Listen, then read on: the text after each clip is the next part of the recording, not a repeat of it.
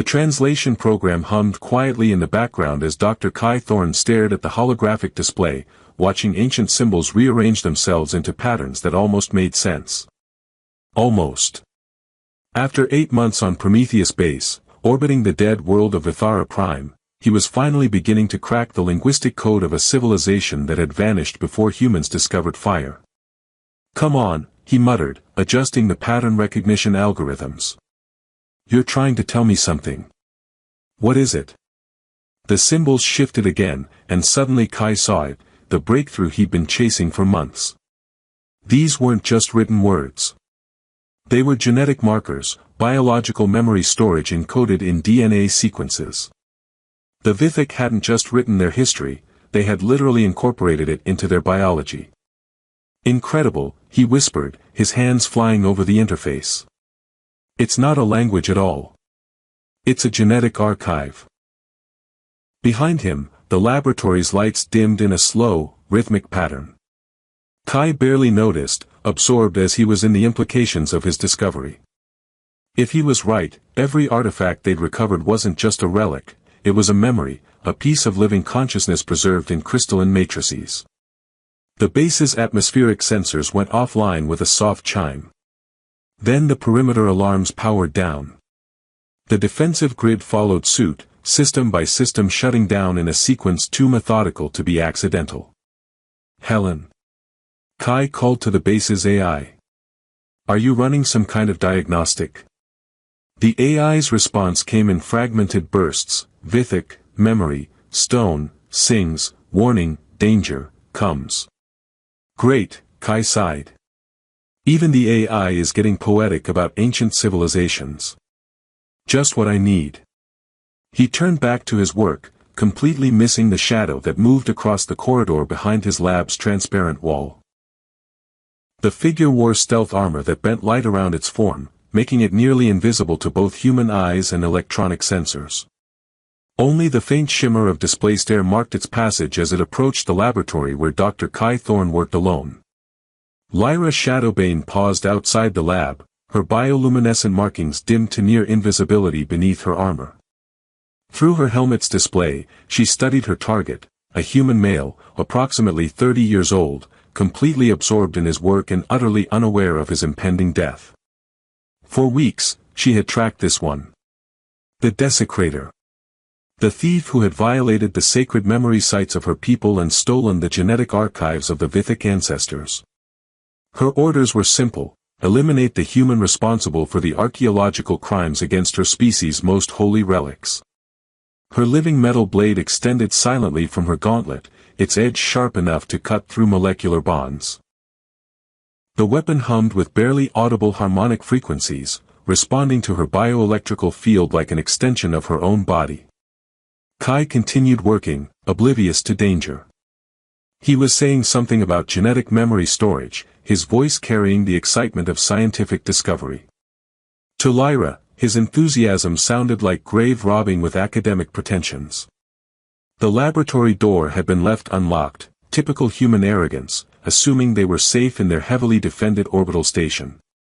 Lyra slipped inside, her armor's stealth field adapting to the room's lighting and background radiation. 3 steps would bring her within striking distance. 2 more would position her for the perfect killing blow. She raised her blade, angling it for a clean strike between the vertebrae that would sever his spinal column instantly. No pain, no suffering, simply the swift justice her people demanded for this violation of their sacred heritage. 1 step. 2 steps. The blade drew back for the killing stroke. A power fluctuation caused Kai's translation display to flicker, and he turned around to check the connection. Their eyes met. Lyra's blade stopped inches from his throat, her entire body freezing as if paralyzed. Those eyes, green gold with flecks of amber that seemed to catch and hold light, were impossible. She had seen them before, not in surveillance footage or mission briefings, but in inherited memories passed down through generations of Vithik genetic consciousness. "Oh," Kai said, blinking in surprise. "You're Vithik." The blade trembled in Lyra's grip. According to every tactical scenario, the human should be screaming, or begging, or at least trying to activate some kind of alarm. Instead, he was looking at her with what appeared to be scientific fascination. "Are you here about the memory stones?" Kai continued, apparently unconcerned by the weapon hovering near his carotid artery. "Because I have to tell you, your people's approach to information storage is absolutely revolutionary. The way you've encoded genetic memories into crystalline matrices." "Stop talking," Lyra managed, though her voice came out as barely a whisper. "Sorry, I get excited about linguistic breakthroughs. It's just that I've been trying to understand how the genetic markers correlate with memory storage for months, and if you're actually Vithic, you could help me verify my translations." "You're supposed to be afraid," Lyra said, her weapon still frozen in mid-strike. Kai looked at the blade, then back at her eyes. "Should I be? I mean, you're obviously capable of violence, but you're also the first living representative of one of the most sophisticated information storage civilizations in galactic history. Fear seems like the wrong response." Lyra stared at him, her warrior training warring with emotions she couldn't identify. Those eyes belonged in her inherited memories, genetic recollections of faces she had never seen but somehow knew. According to Vithic biology, certain visual markers were passed down through specific bloodlines, genetic signatures that carried forward through generations. But that was impossible. Humans and Vithic had never had contact before the archaeological expedition to Vithara Prime. There was no way this human could carry genetic markers from her people's ancestral memory. "This wasn't supposed to happen," she whispered, finally lowering her blade. "What wasn't supposed to happen?" Kai asked gently. Lyra backed away from him, her stealth armor flickering as emotional stress disrupted its adaptive camouflage. "You were supposed to be like the others. Greedy. Disrespectful. Easy to hate." "I'm sorry to disappoint you," Kai said. "Though I have to ask, what others?" Before Lyra could answer, alarms began blaring throughout the station. Someone had finally noticed the security breaches, and her infiltration was no longer secret. "Dr. Thorne." Dr. Sarah Kim's voice crackled over the intercom. "We're reading unauthorized access to the laboratory section. Are you all right?" Kai looked at Lyra, then at the communication panel. "I'm fine, Sarah. But I think we're about to have visitors." Lyra's markings flared bright with alarm. "Security forces will kill me on sight." "Not if I can help it," Kai said, moving to the intercom. "Sarah, I need you to contact Captain Morrison. Tell him we have a diplomatic situation that requires immediate attention. And tell him to keep security at a distance until I can explain." Lyra stared at him in disbelief. "You're protecting me. You came here to kill me and changed your mind," Kai pointed out. "That suggests either a conscience or very poor mission planning. Either way, I'd like to understand what happened before anyone starts shooting." For the first time in her adult life, Lyra Shadowbane, elite assassin of the Vithic remnant, found herself completely unsure of what to do next. Security forces surrounded the laboratory within minutes, their weapons trained on the transparent walls while Captain Morrison's voice echoed through the intercom demanding explanations. Lyra stood perfectly still in the center of the room, her bioluminescent markings cycling through patterns that Kai was beginning to recognize as emotional states, confusion, anger, and something that might have been fear. "Dr. Thorne," Morrison's voice crackled with tension. "Step away from the intruder and identify yourself." "It's really me, Captain," Kai replied, not moving from his position between Lyra and the security team. "And she's not exactly an intruder. More like an unexpected cultural liaison. She infiltrated a secure facility carrying weapons capable of breaching molecular bonds," Morrison said dryly. "That's pretty much the definition of an intruder." Lyra's markings flashed bright red. "Your captain is correct. I came to kill you." "See?" Kai said cheerfully. "Honesty. That's the foundation of good diplomatic relations." Captain Morrison's sigh was audible over the comm. "Dr. Thorne, Please tell me you're not developing Stockholm Syndrome for an alien assassin. Technically, it would be Lima Syndrome, Kai corrected. That's when the captor develops sympathy for the hostage. Though in this case, I think we're dealing with something more like cross-cultural miscommunication. Lyra stared at him. How are you this calm about attempted murder? Professional hazard, Kai explained. I spend my time studying extinct civilizations. Death threats are part of the academic process. Besides, you didn't actually try to kill me. You stopped.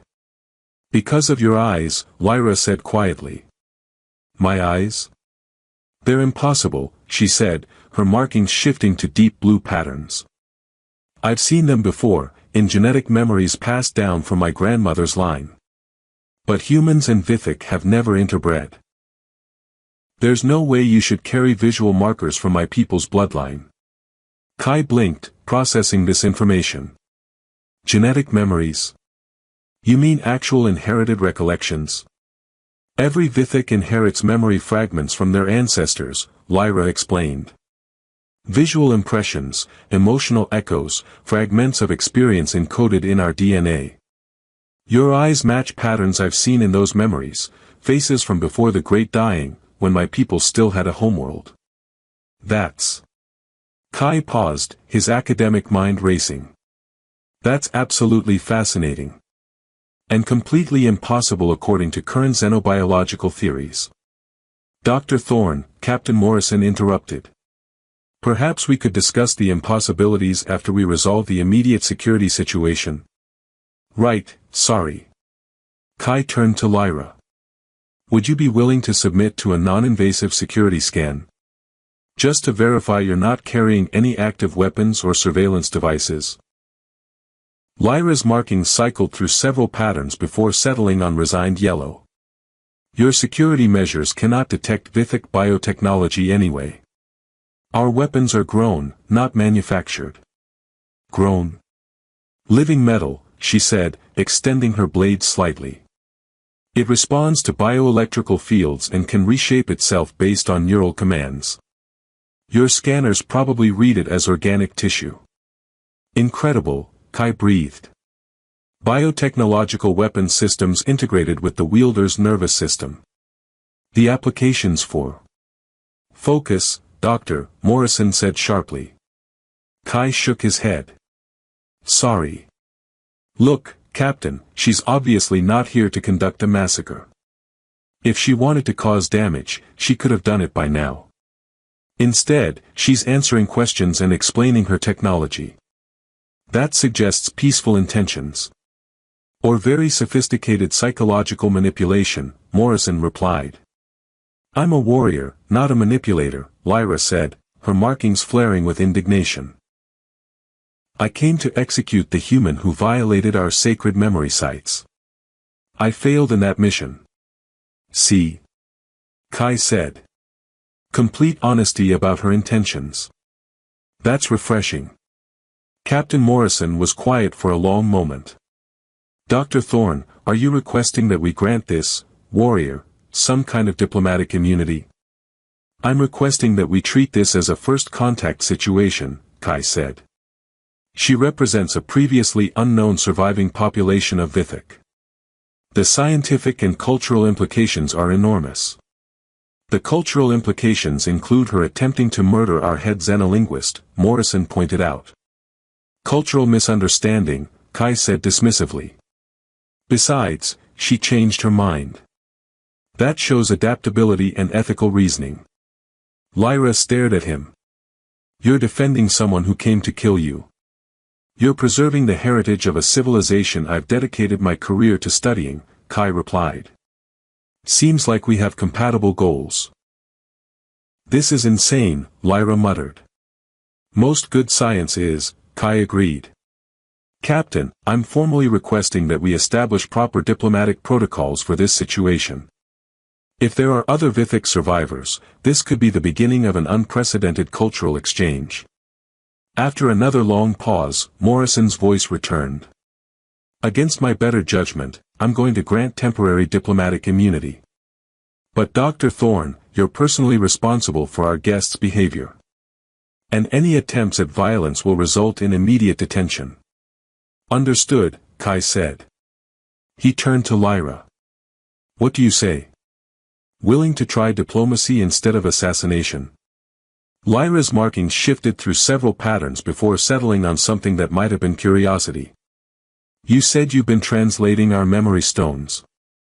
Trying to, Kai corrected. With limited success until tonight.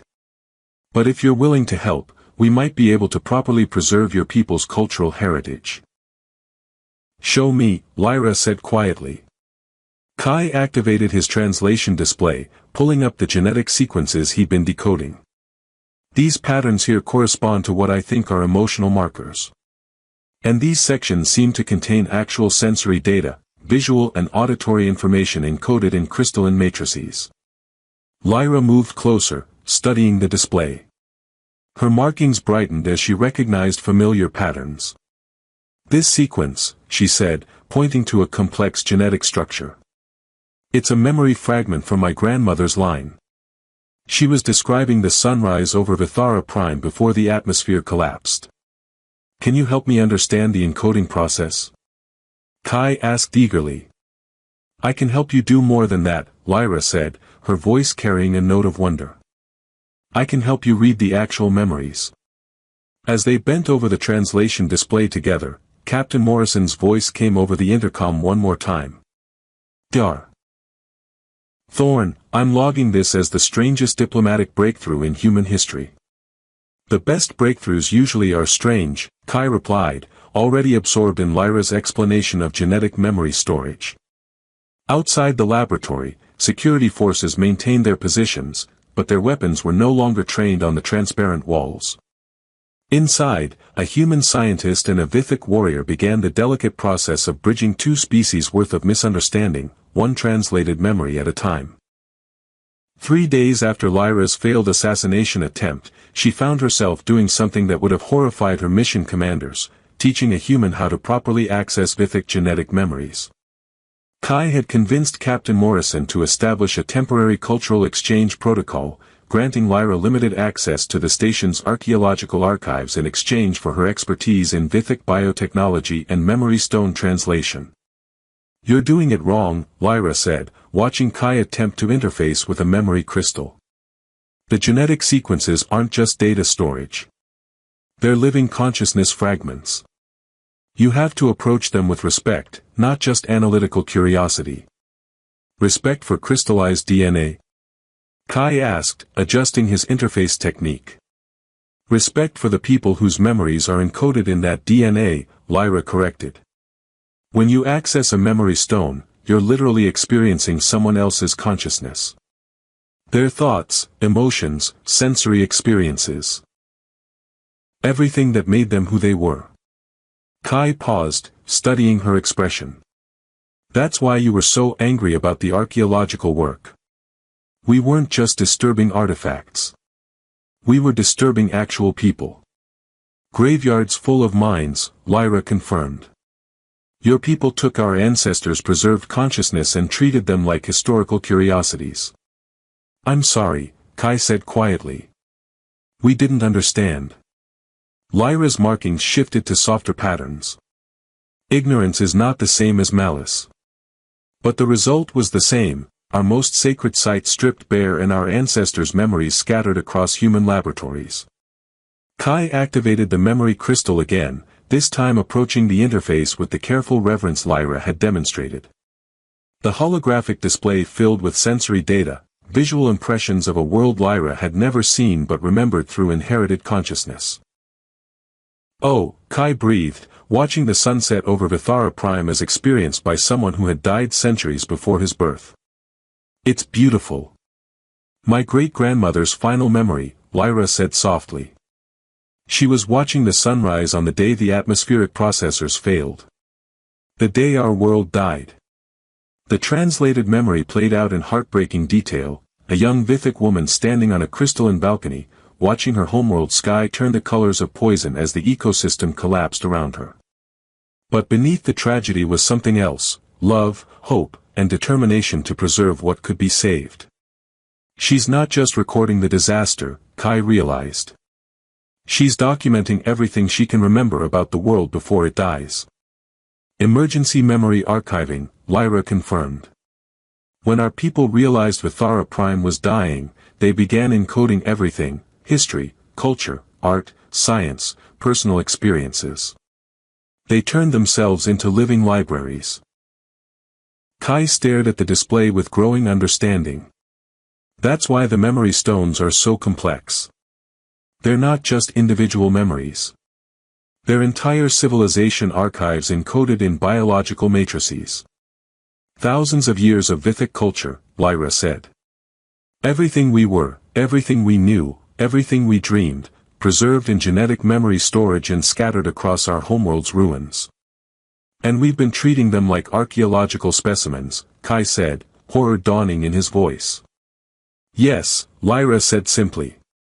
They worked in silence for several minutes, Kai applying new understanding to the memory stones while Lyra observed his technique.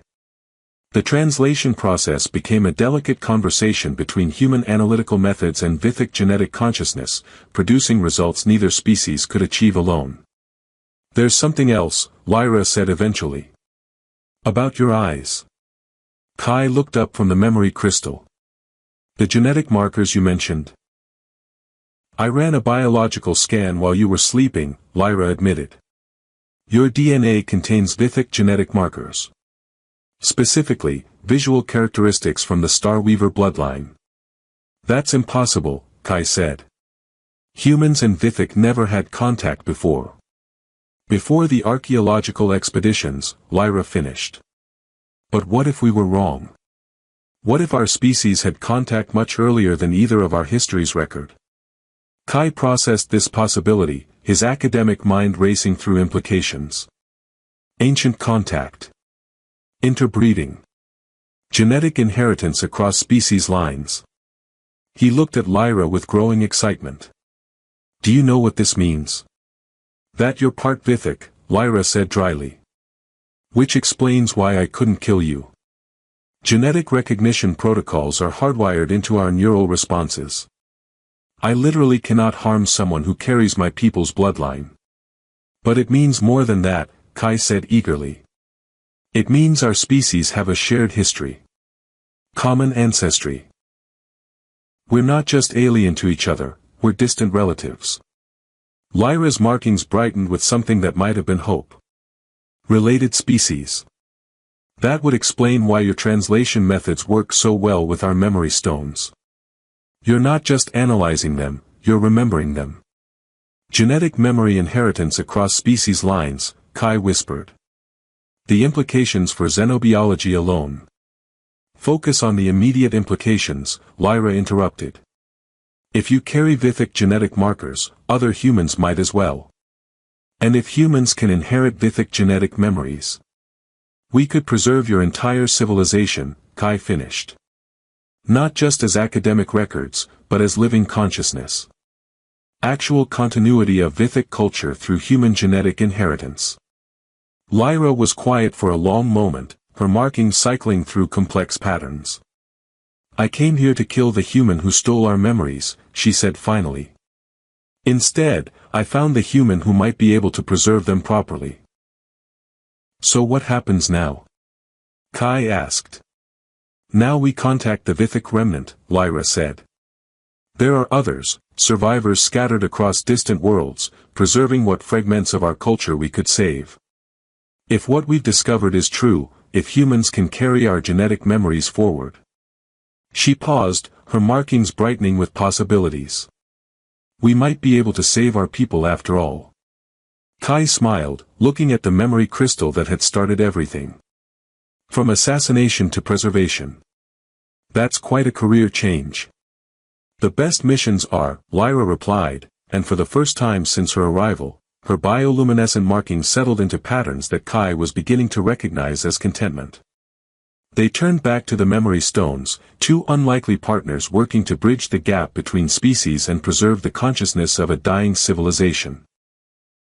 Outside the laboratory, Captain Morrison updated his log with another entry about the strangest diplomatic mission in human history, while somewhere in the depths of space, the Vithik remnant waited for news from their lost assassin. 2 weeks later, the Prometheus base had been transformed into something unprecedented, the first joint human-Vithik cultural preservation facility. Lyra's contact with the remnant had brought 3 more Vithik survivors to the station, along with portable memory storage technology that made their archaeological finds look primitive by comparison. The genetic compatibility is extraordinary, Dr. Sarah Kim reported during the daily briefing. Kai's not the only one. We found Vithik genetic markers in approximately 12% of the human population. Ancient interbreeding that's been dormant for millennia. Captain Morrison shook his head in amazement. So we've been carrying alien DNA without knowing it. Not alien, Lyra corrected from her position at the briefing table. Ancestral. Our species diverged from common stock thousands of years ago. Humans are essentially Vithik evolutionary cousins. Kai looked up from his data tablet, where he'd been reviewing the latest memory translations. The implications are staggering. If humans can inherit Vithik genetic memories, we're not just preserving history, we're preserving actual consciousness. Living libraries, Lyra agreed. Human volunteers with compatible genetic markers can receive memory implants, carrying forward the preserved consciousness of our people. Not just their knowledge, but their actual personalities, experiences, and cultural understanding. The memory preservation project had exceeded everyone's expectations. Working together, human analytical techniques and Vithik biotechnology had decoded memory stones that contained everything from scientific databases to personal diaries, from artistic traditions to philosophical treatises.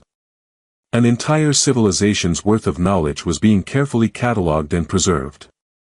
There's something else, Kai said, pulling up a new translation on the main display. This memory stone contains what appears to be a historical record of the original human-Vithik contact. The holographic display filled with genetic memories from over 2,000 years earlier, Vithik explorers making first contact with primitive human settlements, establishing peaceful trade relationships, and eventually intermarrying with local populations before some unspecified disaster forced them to abandon Earth. We were here before, Lyra said quietly, studying the translated memories. Our people lived alongside yours during your early civilization period. We helped develop your writing systems, agricultural techniques, astronomical knowledge. And when you left, some of you stayed, Kai added. Integrated into human populations, carrying Vithik genetic markers forward through generations until they became dormant traits. Dr. Kim leaned forward, studying the data. That explains the compatibility. You're not just related species. You're the same species that diverged temporarily and then rediscovered each other. A family reunion across the stars, Captain Morrison observed. Though with more advanced biotechnology than most family gatherings. Lyra's markings brightened with what Kai had learned to recognize as amusement. The preservation project changes everything. Instead of a dying species, the Vithik become a culture that can live on through willing human hosts. Continuity instead of extinction. And humans gain access to thousands of years of Vithik knowledge and experience, Kai added. Scientific advances, cultural wisdom, artistic traditions, all preserved in living memory. The briefing was interrupted by an alert from the communication array. A message from Earth had arrived, responding to their initial reports about the Vithik contact. Captain Morrison accessed the transmission, his expression growing increasingly serious as he read. Well? Dr. Kim asked. Morrison looked up from the message display. Earth Command wants a full cultural exchange program. They're sending a diplomatic vessel with volunteers for the memory preservation project. And they're requesting Vithik assistance with some kind of archaeological crisis in the Centauri sector. Archaeological crisis? Lyra asked. Apparently, human excavation teams have uncovered what they think might be another Vithik memory site, Morrison explained. But the site is showing signs of active biotechnological defense systems. They need experts who understand the technology. Kai and Lyra exchanged glances. A living memory site, Kai said. Still active after all these years. Still protecting itself, Lyra corrected. If the site's defenses are active, it means there are critical memories stored there, probably emergency archives from the final days of our civilization. So we go, Kai said simply. We? Lyra asked. The preservation team, Kai clarified. Human analytical techniques, Vithic biotechnological expertise, and whatever diplomatic skills we've developed over the past few weeks. Together. Lyra's markings cycled through several patterns before settling on determined gold. A joint mission. Human and Vithic, working as partners instead of adversaries. The way it should have been from the beginning, Kai agreed. As they began planning for the journey to Centauri, Kai reflected on the extraordinary chain of events that had brought them together. 3 weeks ago, he'd been a solitary xenolinguist trying to decode dead languages. Now he was part of a joint species effort to preserve living consciousness across the gaps between stars. Lyra, he said quietly as they reviewed star charts for the Centauri sector. Can I ask you something? Of course. That first night, when you came to kill me, what changed your mind? Really? Lyra was quiet for a moment, her markings shifting to soft blue patterns. I saw my grandmother's eyes looking back at me, she said finally. Genetic memory recognition is more than just visual identification. It's emotional connection across generations. When I looked at you, I didn't see a human enemy. I saw family. And now? Kai asked. Now I see a partner, Lyra replied. Someone who understands that preserving consciousness is more important than preserving pride. Someone who chooses cooperation over conquest. Kai smiled, looking out at the stars that no longer seemed like barriers between species but like bridges connecting scattered families across the galaxy. I came here to study dead civilizations, he said. Instead, I helped bring one back to life. The best discoveries are the ones we don't expect, Lyra agreed. As their ship prepared for departure to the Centauri sector, Kai and Lyra continued their work translating memory stones, now as equal partners in the most ambitious preservation project either species had ever attempted. Behind them, Prometheus Base hummed with activity as humans and Vithic worked side by side, turning assassination into alliance and extinction into renewal. In the depths of space, other memory sites waited to be discovered, each one containing fragments of consciousness that bridged the gaps between species and showed that the universe was far more connected than anyone had imagined.